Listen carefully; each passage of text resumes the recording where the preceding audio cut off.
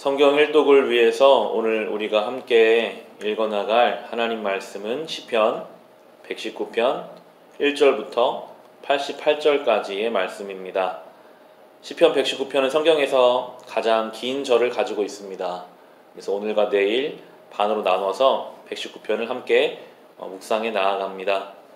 이 긴 시편 119편은 하나님 말씀을 향한 사모하는 마음들을 담고 있습니다. 1절, 2절, 3절을 보시면 그 행실이 온전하고 주님의 법대로 사는 사람은 복이 있다. 주님의 증거를 지키며 온 마음을 기울여서 주님을 찾는 사람은 복이 있다. 진실로 이런 사람들은 불의를 행하지 않고 주님께서 가르치신 길을 따라 사는 사람이다 라고 고백합니다. 행실이 온전하고 주님의 법대로 사는 사람이 복이 있고 주님의 증거를 지키되 온 마음을 기울여 찾는 사람, 불의를 행하지 않고 주님께서 가르치신 길을 따라가는 사람이 복이 있다라고 오늘 성경이 우리에게 말씀해 주십니다. 우리가 늘 경험하고 있지만 이 세상 속에서 말씀대로 사는 것은 쉽지 않은 일입니다. 그냥 마음 놓고 본성대로 살면 말씀대로 살기가 참으로 어렵습니다. 그래서 오늘도 분명히 말하고 있죠. 2절에 보시면 온 마음을 기울여서 주님을 찾는 사람이라고 말합니다. 우리 마음을 기울여야 합니다. 어떻게 내가 오늘도 하나님 말씀대로 살 수 있을까? 저 세상의 수많은 유혹 속에서 하나님 원하시는 길은 어디에 있을까? 늘 우리의 마음을 기울여서 주님 말씀을 따라가야 합니다. 오늘 시편은 늘 그것을 고백합니다. 5절을 보시면 내가 주님의 율례들을 성실하게 지킬 수 있도록 내 길을 탄탄하게 하셔서 흔들리는 일이 없게 해 주십시오 라고 기도하고 있습니다. 우리 힘으로 안 되는 것을 인정해요. 하나님, 나는 하나님 돕지 않으시면 이 말씀대로 살기가 어렵습니다.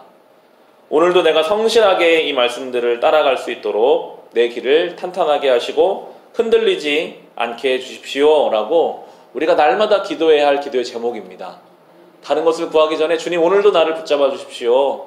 내가 주님 말씀대로 살게 해 주십시오. 나는 그럴 만한 힘이 없습니다 라고 기도하며 나아가야 합니다. 6절에도 보시면 내가 주님의 모든 계명들을 낱낱이 마음에 새기면 내가 부끄러움을 당할 일이 없을 것입니다 라고 하면서 이 계명을 마음에 새긴다 라는 표현을 성경이 하고 있습니다.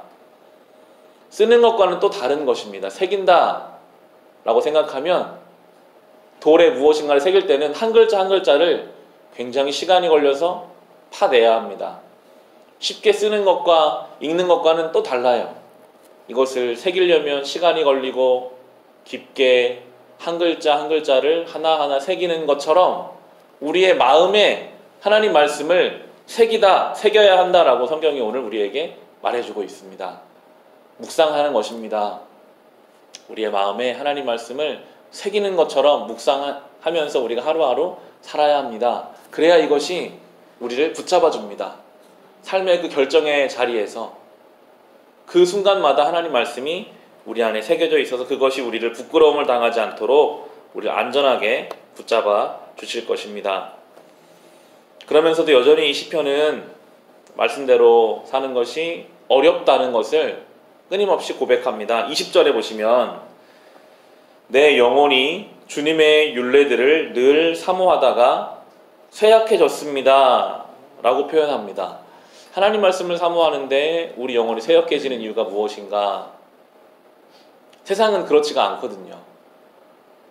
말씀대로 살다 보면 다른 사람들은 전혀 그렇게 살고 있지 않는 것 같은데 내가 말씀대로 살아도 아무런 변화가 없는 것 같이 느껴질 때도 있습니다.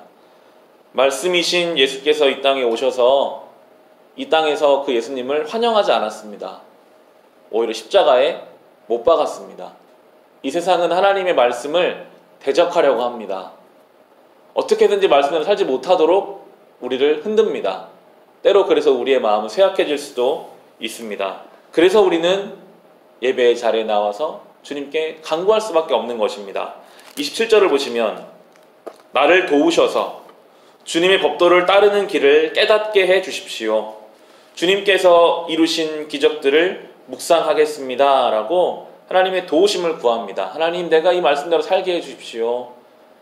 하나님 나를 돕지 않으시면 내가 살 수 없습니다라고 날마다 이 고백으로 나아가게 주님께서는 우리에게 말씀하고 계십니다. 오늘 이 말씀을 하나하나 계속 묵상해 가시면 이렇게 말씀에 대해서, 말씀으로 사는 삶에 대해서 말씀하시면서 이 후반부에 오면 고난에 대한 이야기가 나옵니다. 71절을 보시면 여러 말씀들이 있지만 특별히 정리하는 말씀이 있다면 71절인데요. 고난을 당한 것이 내게는 오히려 유익하게 되었습니다. 그 고난 때문에 나는 주님의 율례를 배웠습니다. 라고 성도의 삶에 있는 이 고난의 문제를 하나님의 말씀을 배우는 것과 연결시키고 있습니다. 하나님은 그저 이 글자로만 우리에게 이 말씀을 가르치시지는 않으십니다.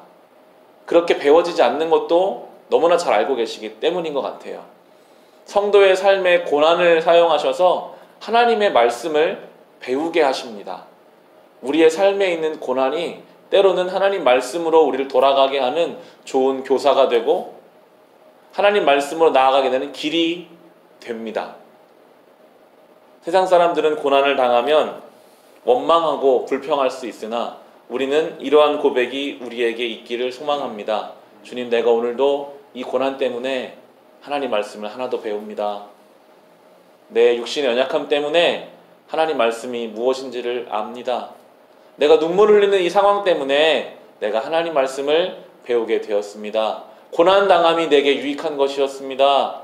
내가 그것을 통해서 하나님의 말씀을 배웠기 때문입니다. 라는 이 고백, 성도가 아니면 하나님의 사람들이 아니면 할 수 없는 이 고백이 우리의 고백이 되기를 소망합니다. 오늘도 이 하나님의 생명의 말씀 안에서 안전한 삶을 살아갈 수 있기를 주님의 이름으로 축원합니다.